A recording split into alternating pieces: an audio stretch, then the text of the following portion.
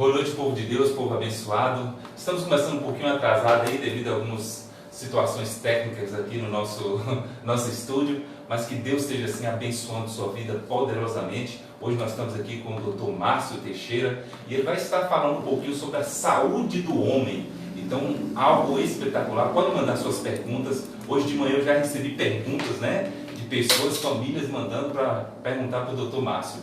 E hoje também quem participar vai concorrer a um prêmio, né? A Drica Sirica, ela lá no Instagram, ela vende calcinha, camisolas, mulheres, e vende perfumes, cremes em geral, tanto quanto da Boticário, Eudora. Então ela vai estar fazendo um kit aí para nós hoje. Então você que participar, no final nós vamos sortear o seu nome. E quem sabe você seja o ganhador, a ganhadora desse prêmio maravilhoso aí, tá bom? Então venha participar conosco, venha estar conosco e nós já vamos começar falando aqui com o doutor, né, Márcio, para a gente não perder tempo, porque tempo é bicho precioso e bom.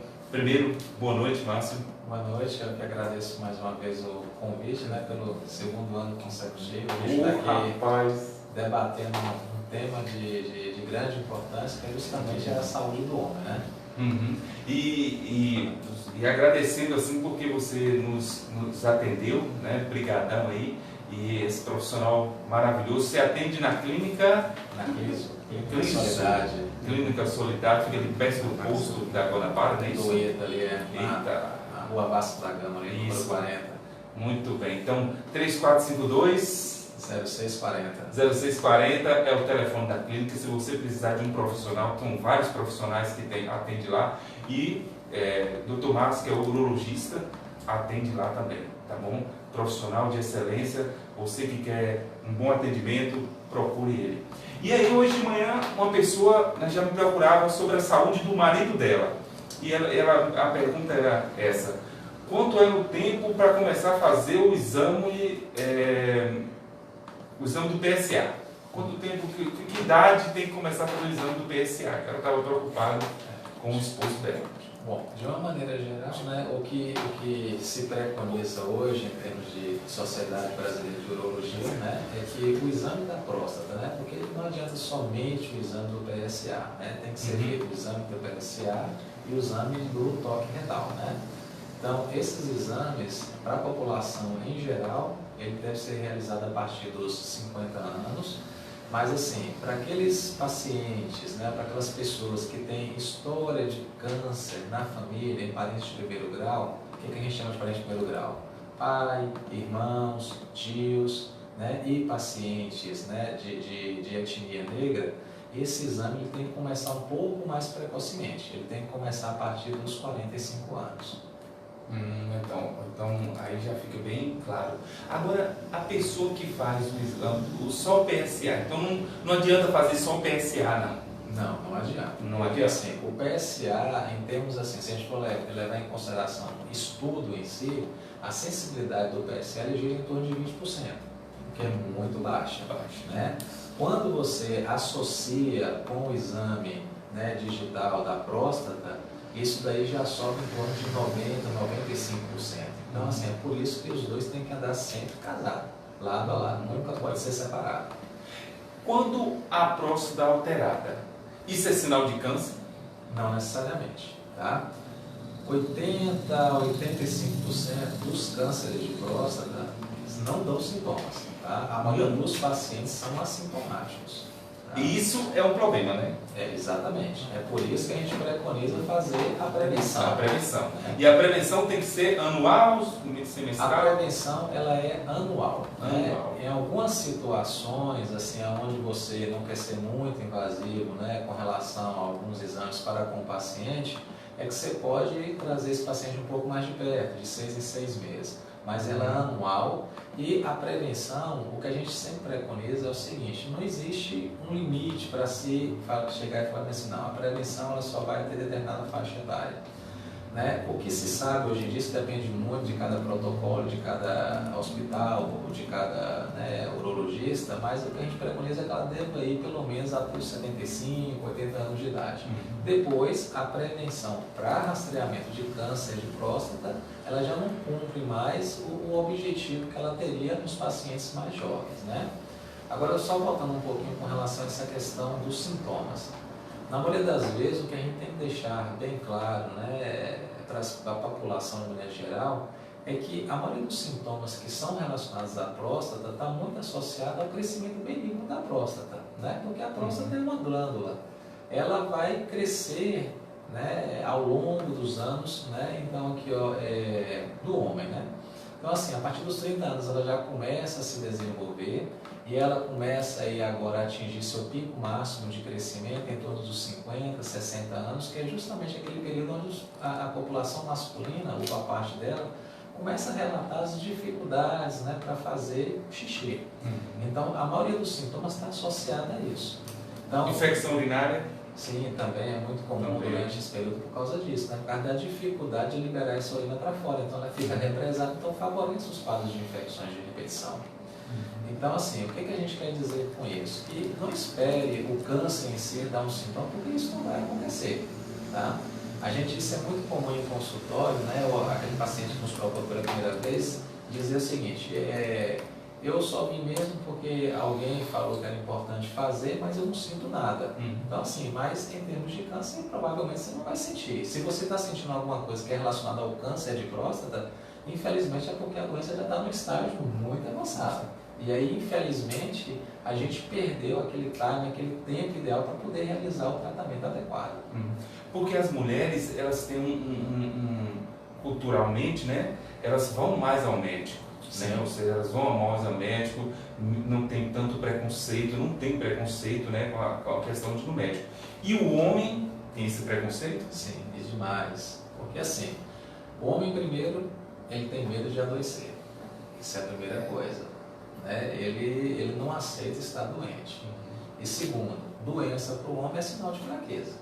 Porque se ele adoece, ele não vai trabalhar. Se ele não consegue trabalhar, ele não vai produzir. Então assim, quem vai sustentar a casa? E ele é colocado nesse lugar aí de sustentar. Exatamente. Aí é onde você tem aquele estigma da masculinização, que tem que ser forte, que ele tem que fazer tudo e que ninguém pode ajudar, só ele que pode resolver o problema. Tá? Agora sim, um pensamento meu, né? Eu acho que você falou a questão da mulher, que a mulher sempre é incentivada, né? Então assim, a buscar assistência médica, né? Tudo isso. Eu acho que talvez a campanha deveria ser um pouco diferente. Eu acho que a gente deveria ter campanhas voltadas justamente para quem? Para o adolescente, né? Masculino que eu estou dizendo. Ele deveria ser, a partir dessa faixa etária, já ser incentivado a buscar seu médico de referência para conversar sobre temas como DSTs, que são as doenças sexualmente transmissíveis, né? Sobre a questão da própria sexualidade em si, porque hoje faz parte do âmbito, né, do meio médico em si, seja qual for. Eu acho que se isso fosse mais incentivado, ele já teria o papel do médico como referência e, consequentemente, passaria tranquilamente por essa fase aí de prevenção. Seria mais uma fase que ele iria passar, né? Então, se tivesse isso culturalmente já trabalhado desde a... Porque é interessante que a pediatria até os 12 anos, ele participa, né? Sim. Aí quando chega nos 12 anos é uma ruptura aí que parece que distancia esse rapaz, esse homem do médico. Exatamente. A menina não. A menina ela consegue. Consegue. Até a questão dos exames pré-nupcial, tal, né? Porque ela já começa a entrar na fase, aí, vamos colocar, da menstruação, aí a mãe já leva no ginecologista, essa ginecologista é que vai dar as orientações e vai perpetuar esse acompanhamento até o resto da vida. Tem perguntas aí? Tem pergunta, Costa. Tem uma pergunta aqui de Kennedy Teixeira. Existe a necessidade de fazer o exame do toque se a PSA está normal? Sim. Porque o que a gente sabe é o seguinte, o PSA ele pode estar normal, mas o toque ele pode estar alterado, ou vice-versa. É por isso que uma coisa tem que sempre andar junto com a outra. Inclusive, a alteração de um ou outro, ou de ambos, é uma indicação formal, né, da gente realizar a biópsia da próstata. que é a forma como a gente diagnostica o câncer de próstata em si, ou o afasta, né? Tem uma pergunta aqui, pastor. O que é vasectomia e quem está apto a fazê-la? E complementando, quem faz pode retornar, no caso, fazer ao contrário? Sim. A vasectomia nada mais do que uma cirurgia esterilizadora masculina que a gente chama, não é isso? Então, assim, é quando você não deseja mais procriar, né? É um método contraceptivo masculino, vamos colocar entre aspas. Obviamente, é uma cirurgia que, com boa parte da cirurgia, você consegue fazer a reversão. Agora, se você vai ter sucesso ou não em ter uma prole após a reversão dela, isso depende de alguns outros fatores, tá certo? Mas é possível fazer a reversão sim. Muito bem. E se a pessoa detecta a alteração na próstata, ele precisa fazer a biópsia ou não precisa? Sim, porque assim, aí depende, né, obviamente, da alteração que a gente está falando, né? Vamos colocar assim, porque se for só o crescimento da próstata em si, isso não é indicação de biópsia, né? Ao exame do toque, né? Nós estamos falando sobre isso. Agora, obviamente, se no exame do toque o profissional ele percebe a presença de um nódulo, ou percebe que a glândula está de uma consistência diferente, que seria, que consistência é essa? Uma consistência mais endurada, empedrada, isso já seria uma indicação formal sem se fazer a biópsia. Agora, o crescimento, o tamanho dela, não. Isso não é indicação formal de biópsia, não. Uma pessoa me perguntou o que é curvatura peniana congênita e se existe tratamento. Sim. A curvatura peniana, como o próprio nome diz, é o que a gente conhece popularmente como pênis torto, tá certo? Ele pode ser congênito ou ele pode ser adquirido. Normalmente, os adquiridos são decorrentes de traumas, né? Durante relação ou durante traumas, né, envolvendo a região genital de maneira geral em si. E, obviamente, o tratamento que a gente preconiza nesses casos, isso vai depender muito, e acaba sendo cirúrgico, não o tratamento, obviamente, mas vai depender muito, por exemplo, de alguns fatores, né? Quais seriam esses fatores? Por exemplo, dor durante a relação sexual, ou aquele paciente que não consegue manter a relação sexual ou fazer a penetração vaginal devido a uma curvatura muito tensa, que existem alguns pacientes em que isso pode acontecer. Mas o tratamento, em ambos os casos, acaba sendo evoluindo para a cirurgia. Estamos conversando com o Dr. Márcio, né? Ele é o Teixeira, ele é urologista, e ele está tirando as dúvidas aí sobre a saúde do homem. E essa pergunta, né, entre tantas outras aqui, de suma importância, e a gente tem que tirar o preconceito de procurar o médico, procurar esse profissional que atende. Então, se você tem alguma discussão, né, ou seja, tanto erétil como, né, essa curvatura que ele falou, procure um profissional. Tem muitas pessoas sofrendo, tem muitas pessoas que fogem de um casamento, fogem de uma família, porque não quer enfrentar o tratamento. E a coisa mais correta que tem é você enfrentar o tratamento. Então, para isso existe no mercado, existem profissionais que vão tratar e com sigilo. São pessoas que foram treinadas, são pessoas que são profissionais. São pessoas que vão, né, hoje tudo coloca nas redes sociais, né, doutor? Sim. Então, são pessoas que são verdadeiramente profissionais, que vão te tratar e você pode ir com o coração aberto, sabendo que o seu problema, que a sua dificuldade vai ser guardado com um maior sigilo, né, de todos. Pode falar. Tem uma pergunta de Juscelia, pastor. Ela pergunta qual é o índice de câncer de próstata em Guanabi e no Brasil e qual é a idade que é mais atingida? Bom, em Guanabi, a gente não tem assim, um estudo, pelo menos até onde eu sei, que possa nos dizer qual seria essa incidência, né? O que a gente sabe que, a nível de Brasil, por ano, eles são detectados em torno de 62 a 64 mil novos casos de câncer de próstata. Então, assim, é uma incidência muito grande, tá certo? É alta demais. E olha lá que nem todas as pessoas procuram. Exatamente. E a gente está levando em consideração somente aqueles que vão em busca ativa, né? Aqueles que deixam passar, a gente não sabe. Então, creio eu que isso seja muito maior do que a gente imagina ainda. Certo?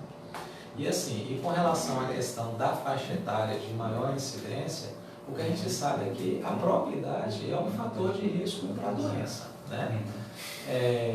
O que se preconiza é o quê? Quanto mais se vive, maior a chance de ter o câncer de próstata, tá? Agora, sim, normalmente o pico maior seria em torno aí dos 60, 70 anos, onde você tem uma incidência talvez um pouco maior na população mais ativa, vamos dizer. Agora, você pode detectar câncer de próstata, já tive paciente com 35, 40 anos, você consegue detectar a doença. A pessoa que faz a retirada da próstata, ela fica impotente? Isso daí é uma das consequências do tratamento, né? Da cirurgia em si. Qualquer tipo de tratamento que você optar hoje, né, em termos de câncer de próstata, ela vai trazer algum tipo de sequela, de consequência, né? A cirurgia, talvez as duas consequências, as duas sequelas maiores seriam o quê? A questão da perda da potência, porque infelizmente a próstata ela está em íntima relação com a questão neurovascular, né, que é responsável pela potência em si. Então, como o objetivo é realizar uma cirurgia oncológica, uma cirurgia higiênica, a gente fala, onde você não vai deixar vestígios do tumor, procura fazer isso, você acaba comprometendo as estruturas, por causa da íntima relação entre elas em si, né? Mas o que eu sempre digo, né, para aquelas pessoas que passam comigo, é que a questão da potência não é algo que me preocupa muito hoje, porque a gente tem várias formas de tratar isso. Se a gente não resolve a questão da potência com medicamento, a gente pode resolver isso facilmente com colocação de próstatas penianas. E a pessoa consegue ter uma vida sexual normal, sem nenhum tipo de alteração, né? Você poderia ser mais específico nessa colocação de próstata peniana, porque pode ser que muitas pessoas não sabem o que está ouvindo, né, neste momento. Eu achei interessante isso aí. Bom, a prótese peniana nada mais é do que hastes, entendeu? Pensa num haste, num tubo que é inserido dentro do corpo do pênis. Então, isso é que vai ser responsável pela manutenção da potência desse paciente, pela manutenção da ereção desse paciente, tá? Hoje no mercado tem uma série de próteses. Tem próteses desde com mecanismos hidráulicos, próteses semi-rígidas que a gente fala, entendeu? Mas que tem boas eficácias. Isso daí a gente não tem dúvida. Agora, doutor, a próstata, por exemplo, você colocou a próstata, mas na retirada da mente, porque o sexo está muito vinculado com a mente, né, com o estado mental seu.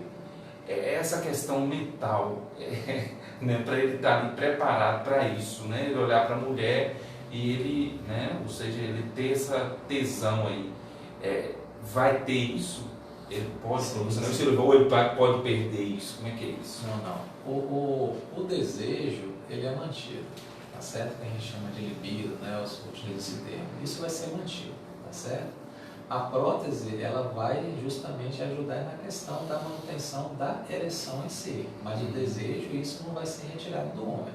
Por quê? Porque o que mantém isso é o hormônio, e o hormônio do homem é a testosterona. E você não mexeu com a testosterona vai estar circulante no corpo do homem, entendeu?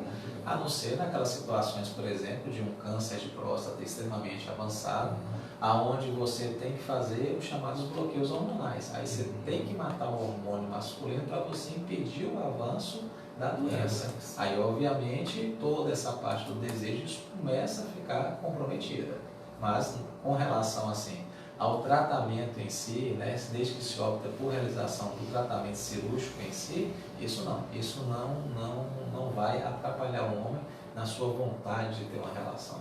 Olha, que explicação fantástica, né, que o doutor Márcio está trazendo para nós, porque tem muitas pessoas aí, primeiro, fugindo, né, não querendo fazer o tratamento, e outros que fizeram o tratamento estão aí se martirizando porque não procuram ajuda. Então, primeiro começa com a medicação, né, e depois pode chegar até a próstata, prótese, então automaticamente tem solução. Sim. Então você não precisa, né, automaticamente ficar, né, ou seja, isolado de tudo. Então vamos tirar um pouco o preconceito, vamos procurar viver, porque eu acho que a gente tem que amar a nossa vida em primeiro, né, a questão maior é a nossa vida, a nossa saúde, né, então é isso que a gente tem que correr atrás. Pode falar. Uma pergunta agora pessoal. Por que você decidiu seguir essa área de urologista? Desde o começo você já tinha isso? Como foi a decisão? Aí depende de como você errado isso. Bom, porque assim, quando a gente, né, inicia, o primeiro passo que a gente inicia é justamente entrar na faculdade. A partir do momento que você entra na faculdade, você começa a ter uma visão mais ampla do que vem a ser a questão da medicina. Na maioria das vezes a gente pensa só na questão do curar, mas a medicina não se limita somente a isso, né? Não somente o curar a doença, a gente tem que curar outras coisas também, mas às vezes a gente tem que curar até a alma do paciente, né? Então, assim, e a partir de que você começa a ter contato com outras áreas afins, assim, ou diversas, você abre um leque de opções para você. Então, isso talvez seja a grande vantagem da medicina em si, porque você não vai ser somente um médico, você tem a opção de se tornar médico de várias coisas, né? Então, a partir do momento, por exemplo, você escolhe uma área, uma cadeira básica, no caso eu escolhi, por exemplo, fazer a cadeira de cirurgia, por exemplo. Eu sempre me encantei pela questão da cirurgia. E a partir daí eu tenho contato com outras áreas cirúrgicas em si. Então, assim, aquela que talvez assim, me chamou mais a atenção, não por afinidade, né? Vamos pensar maldade assim, mas que talvez me chamou a atenção em termos assim, de recursos, em termos de tecnologia, de você poder fazer muito, talvez utilizando até pouco, entendeu? Foi a questão da urologia em si. Então, basicamente, por causa disso, uma questão mais de afinidade no bom sentido, né? O urologista também trata a questão da ejaculação precoce? Sim. Isso daí faz parte do ramo da urologia. E uma outra coisa, né? O urologista não é somente médico de homem, tá? Vamos quebrar esse estigma, tá? O urologista, ele trata homem, ele trata mulher, ele trata criança, tá certo? Porque a gente não trabalha somente com a parte cirúrgica, a gente trabalha com a parte clínica. Por exemplo, infecção urinária. Infecção urinária acomete criança, acomete mulher, acomete homem, tá? A questão, por exemplo, por exemplo, diminuição de libido. Não é só homem que tem diminuição de libido. Na maioria das vezes você precisa trazer a parceira para dentro do consultório e entender também o que está acontecendo em termos de vida conjugal. Então, acaba trazendo mais gente. A parte pediátrica, por exemplo, a parte urológica, por exemplo, é muito ampla, tem muitas coisas que a gente trabalha, tá? Incontinência urinária, por exemplo, que é a perda de urina. Mulher, talvez seja a incidência até maior do que o homem ter em termos de incontinência urinária. Então, isso também é papel do urologista. Então, isso é algo que a gente tem que mudar. E se me permite também só acrescentar com relação também à questão de Novembro Azul. Isso é algo que talvez não é muito divulgado, mas a gente tem que também entender que Novembro Azul não é um mês voltado para a detecção do câncer de próstata. Novembro Azul é um mês voltado para a saúde do homem. Tá? Do coração. Quando a gente está trabalhando assim, em termos, né, de saúde do homem, o que a gente vai dar atenção? A gente vai dar atenção à questão, obviamente, do câncer de próstata, mas tem o câncer de pênis, tem um câncer de testículo, a gente vai abordar a própria inatividade física, a gente vai abordar a questão do suicídio, que tem um mês específico, mas também está dentro do rol da campanha do Novembro Azul, então é algo muito mais amplo do que a gente imagina. E o número de suicídio entre homens é muito maior do que mulheres. Sim. Muito bem colocado. Tem uma pergunta aqui, pastor. Uma pergunta de Romário Silva. Após diagnosticar o câncer de próstata na fase inicial, é possível apenas, né? Apenas com a cirurgia é possível obter cura? Sim. Bom, uma boa pergunta.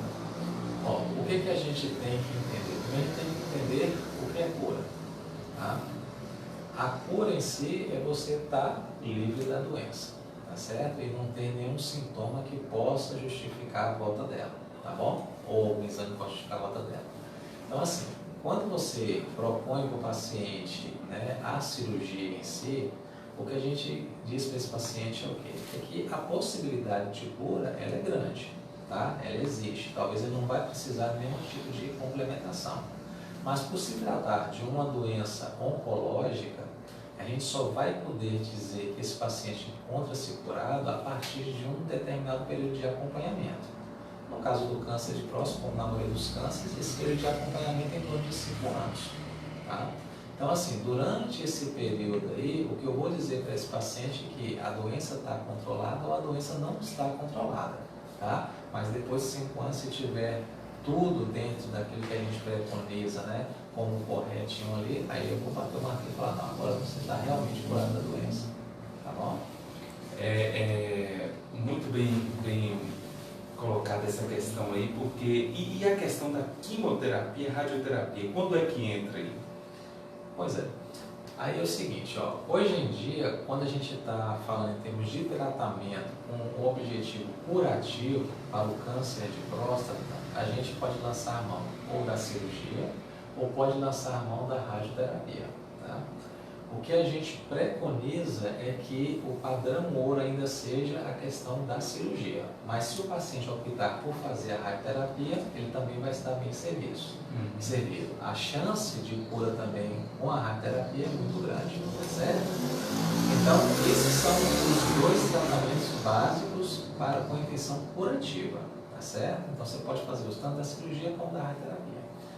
Aí existem outras situações, né, que, por exemplo, se o paciente ele optou, por exemplo, por fazer a cirurgia, mas a doença ela deu sinal de que voltou, aí você faz o que a gente chama de radioterapia de resgate. Você está fazendo uma complementação em cima de um outro tratamento para tentar resgatar aquele paciente, não deixar com que a doença evolua. Tá? E a quimioterapia é quando você perde todos os parâmetros de cura. Aí agora você vai tentar somente frear a doença. Aí a gente não tem mais objetivo curativo. A gente tem o objetivo de parar a disseminação da doença e tentar prolongar um pouco mais a sobrevida desse paciente. O doutor, existe vários tipos de cirurgia, por exemplo, cirurgia do corte, né? Você corta mesmo, bisturi e tudo. Existe a laser, eu já ouvi falar que existe outro sistema novo aí que tem em São Paulo, tal, que pode ter que a pessoa tem possibilidade de ficar menos impotente, tal, que é celular, que é bem tratamento já bem avançado aí que eles estão. Não tem um nome aqui agora. Hoje em dia, sim, a gente tem várias opções. Ou a gente faz a cirurgia convencional, que é aquela cirurgia de corte mesmo, tá? A gente pode lançar a mão das cirurgias menos invasivas, né?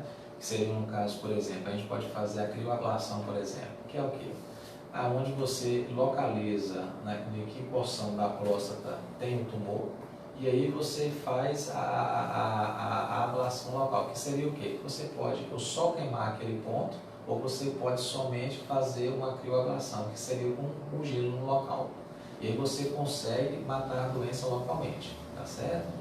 Você pode lançar mão também de procedimentos endoscópicos, como por exemplo, cirurgias por laparoscopia, cirurgia por robótica, entendeu?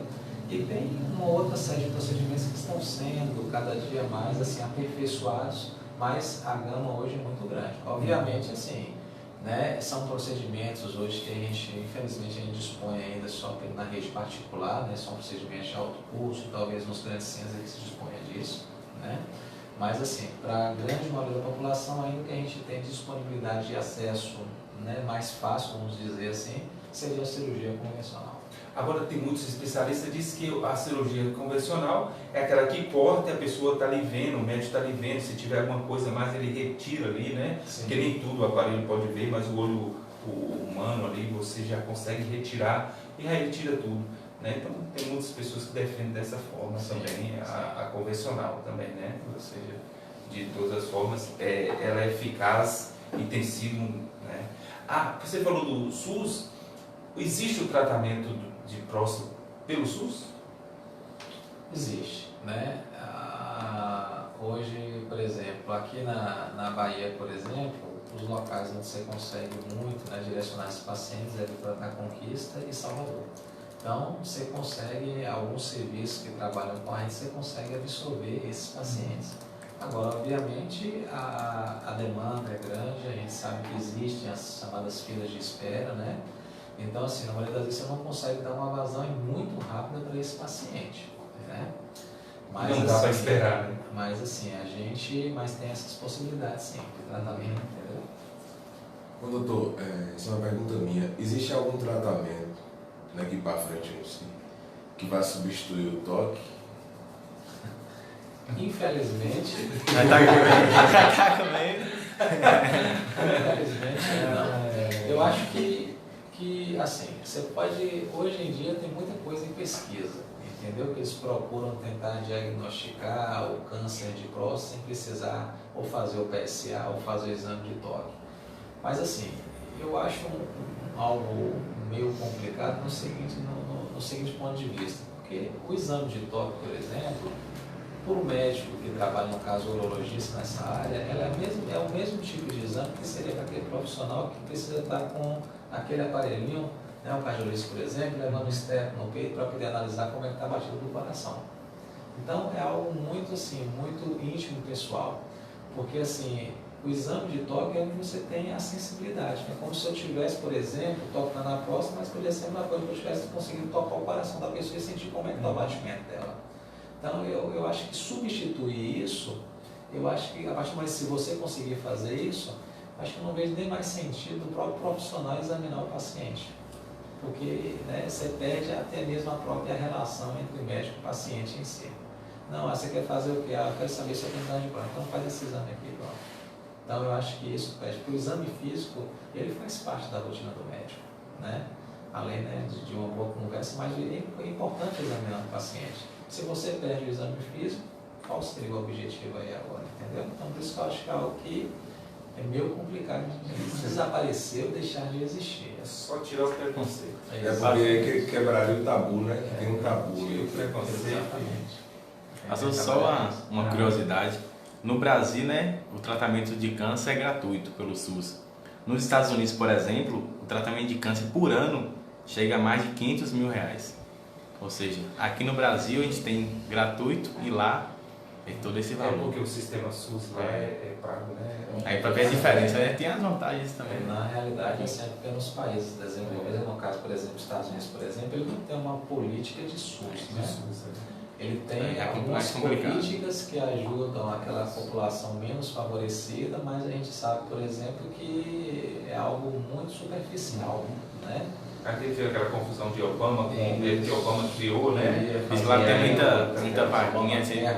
Eles colocaram na época e depois eles derrubaram agora justamente por causa disso, né? Então, assim, lá é essa questão, tá certo? Agora, obviamente, assim, os custos são mais altos porque também, assim, o que se utiliza de tecnologia também é o top, né? É o top. Lá, por exemplo, assim, enquanto, por exemplo, cirurgias por robótica, por exemplo, que hoje talvez esteja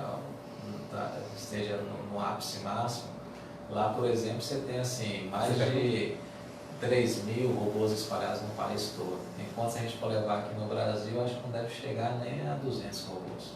Então, assim, é muito disparado, né? A questão da Essa questão de robô, é a mesma qualidade dali o médico fazendo ou é melhor, pior?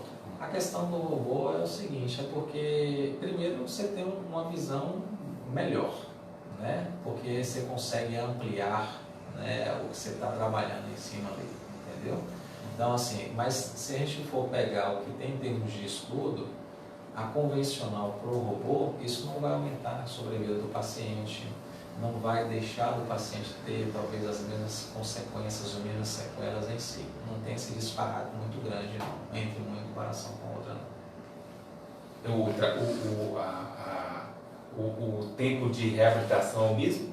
Aí o tempo de reabilitação talvez é que mude um pouco mais, entendeu? Porque assim, aí você vai, se você observar, por exemplo, a questão de custo hospitalar, talvez seja menor, porque o paciente vai ficar menos tempo internado. O paciente vai conseguir voltar mais rápido às suas atividades. Então, a inaptidão física dele vai ser menor, então, nesse caso, entendeu? Então, isso é uma vantagem da questão do robô da laparoscopia em si. Muito bem. Eu queria que você deixasse aqui uma palavra final para todas as pessoas que estão nos ouvindo, principalmente os homens desse mês aí, né? Eu ia perguntar ainda do câncer de mama do homem, né? Não sei se você é da sua área, né? Porque nosso tempo já está se findando aqui. Mas aí eu queria que você deixasse um chamado, a importância do homem cuidar da sua saúde. Assim, o que eu gostaria assim, é que o homem ele enxergasse a questão do exame ou da procura pelo urologista, né, não como sendo algo obrigatório, eu tenho que ir porque minha mulher está insistindo para mim ir, porque na maioria das vezes é isso, a própria parceira é que fica no pé né? Então aqui é o dele para poder ele procurar o médico para poder fazer o exame, ele faz ali forçado e depois ele só volta daqui 3, 5 anos e olha lá. Então assim, o interessante seria que a gente tivesse uma visão um pouco diferente, a gente tem que cada ano procurar quebrar esse tabu, mostrar qual é a real importância de se fazer, né, a prevenção em si. Porque eu não tenho que pensar na questão do toque. O toque não vai fazer você se tornar menos homem do que ciclano ou fulano. Pelo contrário, o toque ele é feito para poder salvar uma vida. E realmente salva a vida, tá certo? Então é isso que a gente tem que chamar. Entender que a prevenção ela é importante. Porque se não fosse importante, ninguém fazia a prevenção. A gente trataria somente a doença e pronto. Mas a gente sabe que, né, e quem já passou por isso, por exemplo, quem teve algum caso na família, quem tem câncer de próstata em estágio avançado, onde você não pode mais ofertar nenhum tratamento para esse paciente, somente para aliviar a dor, é difícil. Porque quem adoece não é só o paciente ali, a família como um todo vai adoecer, porque isso depende de todo mundo. Tem uma pergunta aqui mais ou menos sobre o tema aí.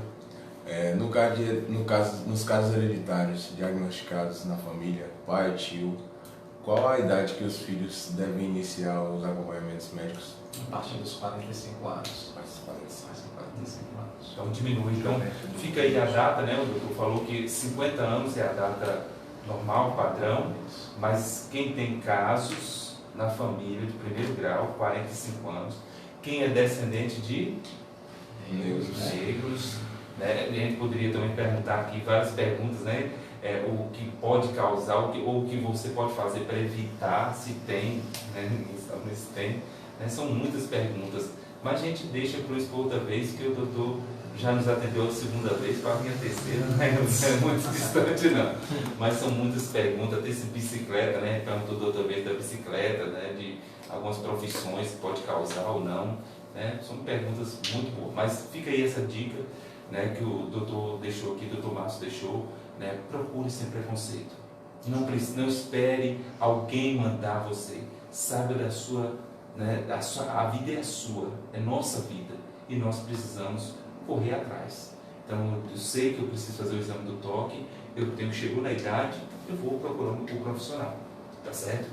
E queríamos agradecer a todos que nos ouviram, e agradecer ao doutor mais uma vez, que Deus esteja abençoando a vida de vocês. Eu queria orar para a gente encerrar, que Deus esteja abençoando a todas as pessoas que compartilha essa live. Nós vamos também fazer o sorteio, né? Quem for o ganhador do kit. Muita mulher também, o pastor assim aqui. Muita mulher, muito bem. As mulheres são mais instruídas, muitas vezes a mulher que está pedindo ajuda, como o doutor falou, né? Muito interessante, viu?